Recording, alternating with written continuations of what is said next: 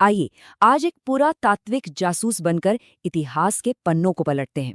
इस शोध प्रस्तुति में हम बात करेंगे दुनिया की सबसे शानदार सभ्यताओं में से एक यानी हड़प्पा सभ्यता की, जिसे सिंधु घाटी सभ्यता भी कहा जाता है। हम यहाँ सिर्फ ईंटों और पत्थरों की बात नहीं करेंगे, बल्कि उनके पीछे छिपे रहस्यों को डिकोड करेंगे। आखिर हजारों साल पहले ये लोग अपना जीवन कैसे जीते थे? चलिए मिलकर पता लगाते हैं। तो आज हम किन किन चीजों पर गौर करेंगे? शुरुआत करेंगे सभ्यता के क्रमिक विकास से, फिर देखेंगे उनकी हैरान कर देने वाली नगर योजना और वास्तुकला, उसके बाद कृषि और जल प्रबंधन, फिर बारीकी से उनके दैनिक जीवन से जुड़ी पुरावस्तुओं को समझेंगे और आखिर में उनके दूर दराज के व्यापारिक संपर्कों पर एक नजर डालेंगे। चलिए सबसे पहले बात करते हैं कि इस महान सभ्यता की शुरुआत आखिर हुई कैसे। देखिए, रोम की तरह हड़प्पा भी एक दिन में नहीं बना था। इसकी कहानी शुरू होती है करीब 6000 ईसा पूर्व से, जिसे हम प्रारंभिक हड़प्पा कहते हैं। तब ये महज छोटे छोटे कृषक समुदाय हुआ करते थे। फिर 2600 ईसा पूर्व आते आते ये छोटे गांव परिपक्व हड़प्पा काल के विशाल और फलते फूलते शहरों में बदल गए। लेकिन फिर ऐसा क्या हुआ कि 1900 ईसा पूर्व से इसका पतन शुरू हो गया? इसे उत्तर हड़प्पा काल कहते हैं, जो 1300 ईसा पूर्व तक पूरी तरह खत्म हो गया। ये टाइमलाइन हमें एक सभ्यता के जीरो से शिखर तक पहुंचने और फिर मिट जाने की पूरी दास्तान सुनाती है। जरा इसके फैलाव को देखिए। सिंधु और सरस्वती नदियों की घाटियों के आसपास अब तक 2000 से भी ज्यादा पुरातात्विक स्थल खोजे जा चुके हैं।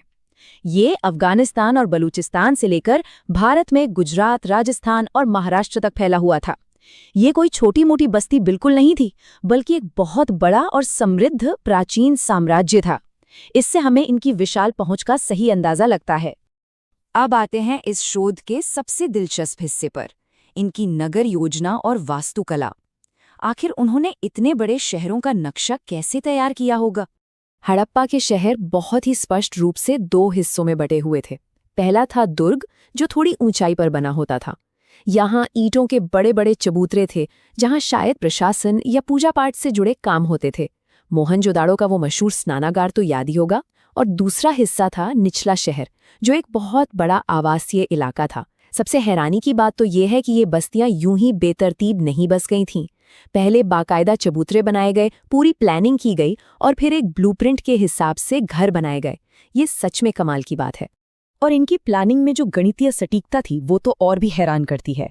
चाहे घर बनाने के लिए धूप में सुखाई गई ईंटें इस्तेमाल हुई हों या भट्टी में पकाई गई हों, उनका अनुपात हमेशा एक जैसा ही था, 4:2:1। एक बार सोचकर देखिए, हजारों किलोमीटर में फैले इस विशाल साम्राज्य के हर एक शहर में हर एक ईंट का साइज बिल्कुल एक जैसा था। ये कोई इत्तेफाक नहीं है, बल्कि उनकी वास्तुकला की महारत और इंजीनियरिंग का एक बहुत बड़ा सबूत है। अब यहाँ एक बड़ा सवाल ये उठता है कि इतने बड़े शहरों में रहने वाले लोगों का पेट कैसे भरता था, खासकर ऐसे इलाकों में जहां बारिश कम होती थी। इसका जवाब हमें जमीन में दबे साक्ष्यों से मिलता है। राजस्थान के कालीबंगन में जो जुते हुए खेत मिले हैं, उनमें हल्की रेखाएं एक दूसरे को समकोण पर काटती हैं। इसका सीधा सा मतलब है कि वो एक ही खेत में एक साथ दो अलग अलग फसलें उगाना चाहते थे। चोलिस्तान और बनावली से मिट्टी के हल्के मॉडल भी मिले हैं। और तो और जो मवेशियों, भेड़ और बकरियों की हड्डियां मिली हैं, वो बताती हैं कि खेती के साथ साथ पशुपालन भी उनकी उन्नत कृषि प्रणाली का एक बहुत अहम हिस्सा था। जाहिर है बिना पानी के खेती तो मुमकिन नहीं है, तो उन्होंने पानी का इंतजाम कैसे किया? अफगानिस्तान के शोर्तुगई में हमें प्राचीन नहरों के निशान मिले हैं, जो बताते हैं कि वो सिंचाई की तकनीक में उस्ताद थे। लेकिन सबसे अद्भुत है गुजरात का धौलावीरा। वहां जो विशाल और जटिल जलाशय मिले हैं, वो उनकी जल संचयन इंजीनियरिंग का एक बेजोड़ नमूना है। वो जानते थे कि बारिश के पानी को कैसे इकट्ठा करना है, ताकि पूरे साल खेती और शहर की जरूरतें पूरी की जा सकें। सच में पर्यावरण पर उनकी गजब की पकड़ थी। चलिए अब इस कहानी को थोड़ा और करीब से देखते हैं। आखिर इन सुनियोजित घरों के अंदर लोगों की रोजमर्रा की जिंदगी कैसी थी? मशहूर पुरातत्ववेत्ता अर्नेस्ट मके के नोट्स हमें सीधे उस दौर की रसोई में ले जाते हैं। वो बताते हैं कि खुदाई में मिले जो सिलबट्टे या अवतल चक्कियां हैं, वो बहुत ही कठोर पत्थर से बनी थी और इनका इस्तेमाल सिर्फ अनाज पीसने या सालन और तरी बनाने के लिए जड़ी बूटियों और मसालों को कूटने के लिए होता था। एक मामूली सा पत्थर भी हमें बता रहा है कि हजारों साल पहले उनके खाने का स्वाद कैसा रहा होगा। है ना दिलचस्प? घरों के अंदर से हमें मिट्टी के बेहद खूबसूरत और जटिल डिज़ाइन वाले बर्तन मिले हैं और साथ ही गहनों से सजी हुई टेराकोटा की महिला आकृतियां भी। ये सिर्फ मिट्टी के बर्तन या खिलौने नहीं हैं, ये वो सूक्ष्म साक्ष्य हैं जो हमें उनकी कला, उनके शौक, उनके पहनावे और श्रृंगार के बारे में बहुत कुछ बताते हैं। इससे साफ पता चलता है कि उनका जीवन सिर्फ काम तक सीमित नहीं था, बल्कि वो कलात्मक रूप से भी बहुत समृद्ध थे। अब जरा अपना नजरिया थोड़ा बड़ा करते हैं और देखते हैं कि दुनिया के बाकी हिस्सों से उनका कैसा जुड़ाव था। हैरानी की बात तो ये है कि कच्चे माल की तलाश में ये लोग बहुत दूर दूर तक का सफ़र करते थे। तांबा राजस्थान के खेतड़ी इलाके से और यहाँ तक कि समंदर पार ओमान से लाया जाता था। सोना दक्षिण भारत से आता था। शंख नागेश्वर और बालाकोट जैसे तटीय इलाकों से आते थे।